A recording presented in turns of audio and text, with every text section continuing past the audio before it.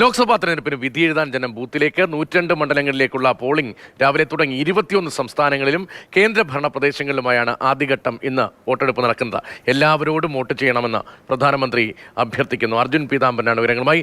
അർജുൻ, ഇന്ന് വോട്ടെടുപ്പ് നടക്കുന്ന മേഖലകളുടെ പ്രത്യേകതകൾ എങ്ങനെയാണ്? ആളുകൾ ഈ ആദ്യഘട്ട വോട്ടെടുപ്പിനോട് എങ്ങനെയാണ് പ്രതികരിക്കുന്നത്? ഇപ്പോൾ വോട്ടെടുപ്പ് തുടങ്ങി ഇപ്പോൾ 10:45 11 മണിയിലേക്ക് എത്തുമ്പോൾ എത്ര ശതമാനം പേർ വോട്ട് രേഖപ്പെടുത്തിയെന്ന കണക്കുകൾ ഉൾപ്പെടെ പുറത്തു വരുന്നുണ്ടോ? സമാധാനപരമാണോ കാര്യങ്ങൾ?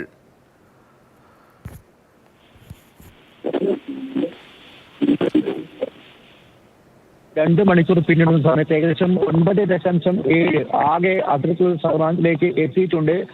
പശ്ചിമ ബംഗാളിലടക്കം അത് 15-ന് മുകളിലേക്ക് പോയിരിക്കുന്നു. ഇതിനോടകം തന്നെ തമിഴ്നാട്ടിലും 12% ആളുകൾ പോൾ ചെയ്ത് കഴിഞ്ഞിരിക്കുന്നതാണ്. അതായത് ആദ്യ മണിക്കൂറിൽ തന്നെ ഒരു ഭേദപ്പെട്ട പോളിംഗ് ഉണ്ട്. പ്രധാനമായിട്ടും ഈ തമിഴ്നാടിലെ 39 മണ്ഡലങ്ങൾക്കൊപ്പം തന്നെ ഉത്തരാഖണ്ഡിലെ 5 മണ്ഡലങ്ങളുണ്ട്. അങ്ങനെ പ്രധാനമായിട്ടും ഈ വടക്ക് കിഴക്കൻ സംസ്ഥാനങ്ങളും അതുപോലെ തന്നെ ഈ കിഴക്കൻ വിദർഭ, പ്രത്യേകിച്ചും പശ്ചിമ UP അടക്കം പ്രത്യേകിച്ചും ഈ BJPയുടെ സ്ട്രോങ് ഹോൾഡ് ആയിട്ടുള്ള പല മണ്ഡലങ്ങളിലും ഇന്ന് ആദ്യഘട്ടത്തിൽ തിരഞ്ഞെടുപ്പ് നടക്കുന്നുണ്ട്. 16 സംസ്ഥാനങ്ങളിലും അതുപോലെ തന്നെ 5 കേന്ദ്രഭരണ പ്രദേശങ്ങളുമായി 21 ഇടങ്ങളിൽ 102 മണ്ഡലങ്ങളിലാണ് തിരഞ്ഞെടുപ്പ് നടക്കുന്നത്. ഇത് പലയിടങ്ങളിലും പ്രത്യേകിച്ചും മഹാരാഷ്ട്രയിലെ കിഴക്കൻ വിദർഭ, നാഗ്പൂർ അടക്കമുള്ള മണ്ഡലങ്ങൾ, അതുപോലെ തന്നെ മുസഫർ നഗർ അടക്കം കിഴക്കൻ UP പ്രദേശങ്ങളിലെല്ലാം തന്നെ ഉത്തരാഖണ്ഡ് എല്ലാം തന്നെ കഴിഞ്ഞ 2019 വ്യക്തമായിട്ടുള്ള മേൽക്കൈ BJPക്ക് നൽകിയിരുന്നതാണെങ്കിൽ ഇത്തവണ പക്ഷേ അത്തരത്തിൽ അല്ല കാര്യങ്ങൾ. ഈ ഇടങ്ങളിലെല്ലാം തന്നെ ഇന്ത്യ സഖ്യം വലിയ ഒരു കനത്ത ഒരു പോരാട്ടം BJPക്ക് നൽകുന്നു, മത്സരം നൽകുന്നു എന്ന് പറയാൻ സാധിക്കും.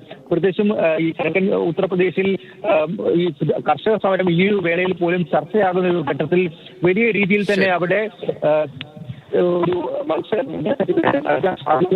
ശരി, അർജുൻ പീതാംബരനാണ്. 1ാം ഘട്ട വോട്ടെടുപ്പ് പുരോഗമിക്കുമ്പോൾ പ്രാഥമികമായി ലഭിച്ചിരിക്കുന്ന വോട്ടിംഗ് പെർസെന്റേജ് ഉൾപ്പെടെയുള്ള വിവരങ്ങൾ നൽകിയത്.